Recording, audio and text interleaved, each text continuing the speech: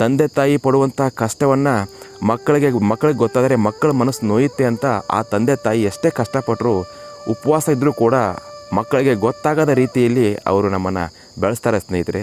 ಅದಕ್ಕೋಸ್ಕರ ನಾವು ತಂದೆ ತಾಯಿಯನ್ನು ಯಾವುದೇ ಕಾರಣಕ್ಕೂ ನಮಗೋಸ್ಕರ ನೀವು ಏನು ಮಾಡಿದ್ದೀಯಾ ಅನ್ನುವಂಥ ಮಾತನ್ನು ಕೇಳಕ್ಕೆ ಹೋಗ್ಬಾರ್ದು. ಅದು ನಮ್ಮ ಧರ್ಮ ಅಲ್ಲ. ನಮಸ್ಕಾರ ಸ್ನೇಹಿತರೆ, ಬಿ ಬಾಸ್ ಯೂಟ್ಯೂಬ್ ಚಾನಲ್ ಹಾಗೂ ಫೇಸ್ಬುಕ್ ಪೇಜ್ಗೆ ಆತ್ಮೀಯವಂತ ಸ್ವಾಗತ. ಇವತ್ತಿನ ದಿನ ಕೆಲವು ದಿನಗಳ ಹಿಂದೆ ನಾನು ವೃದ್ಧಾಶ್ರಮಕ್ಕೆ ಹೋದಾಗ ಅಲ್ಲಿ ಒಬ್ಬ ವೃದ್ಧನ ಕಥೆಯನ್ನು ಕೇಳ್ತೀನಿ.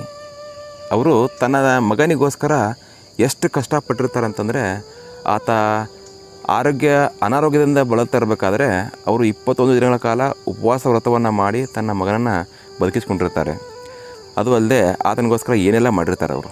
ಇದು ಯಾವುದರ ಪರಿವೇ ಇಲ್ಲದಂತಹ ಮಗ ತನ್ನ ಹೆಂಡತಿ ಬಂದಮೇಲೆ ತನ್ನ ಹೆಂಡತಿಯ ಖುಷಿಗೋಸ್ಕರ ಆ ತಂದೆಯನ್ನು ವೃದ್ಧಾಶ್ರಮಕ್ಕೆ ಬಿಡ್ತಾನೆ.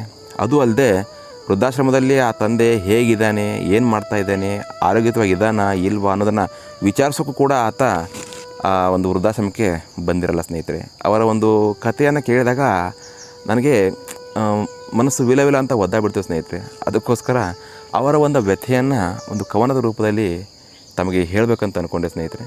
ಒಂದು ಕವನ ಬರೆದಿದ್ದೀನಿ, ಆ ಕವನವನ್ನು ತಮ್ಮೊಂದಿಗೆ ಹಂಚ್ಕೊಳ್ತಾ ಇದ್ದೀನಿ. ಕವನದ ಶೀರ್ಷಿಕೆ ಅಪ್ಪನ ಕಾಲ ಯಾವಾಗ. ಅತ್ತೆಗೊಂದು ಕಾಲ ಸೊಸೆಗೊಂದು ಕಾಲ ಅಂತಾರೆ, ಅತ್ತೆಗೊಂದು ಕಾಲ ಸೊಸೆಗೊಂದು ಕಾಲ ಅಂತಾರೆ, ಅತ್ತೆಗೂ ಕಾಲ ಇದೆ ಸೊಸೆಗೂ ಕಾಲ ಇದೆ, ಅಪ್ಪನ ಕಾಲ ಯಾವಾಗ, ಅಪ್ಪನ ಕಾಲ ಯಾವಾಗ. ಯೌವನದಲ್ಲಿ ತಂದೆ ತಾಯಿನ ಸಾಕ್ತಾನೆ, ನಂತರ ಹೆಂಡತಿ ಮಕ್ಕಳನ್ನು ಸಾಕ್ತಾನೆ. ಯೌವನದಲ್ಲಿ ತಂದೆ ತಾಯಿಯನ್ನು ಸಾಕ್ತಾನೆ, ನಂತರ ಹೆಂಡತಿ ಮಕ್ಕಳನ್ನು ಸಾಕ್ತಾನೆ. ಮುಪ್ಪಿನಲ್ಲಿ ಮಕ್ಕಳಿಂದಾನೇ ವೃದ್ಧಾಶ್ರಮ ಸೇರ್ತಾನೆ. ಅಪ್ಪನ ಸಾಕೋ ಕಾಲ ಯಾವಾಗ, ಅಪ್ಪನನ್ನು ಸಾಕೋ ಕಾಲ ಯಾವಾಗ.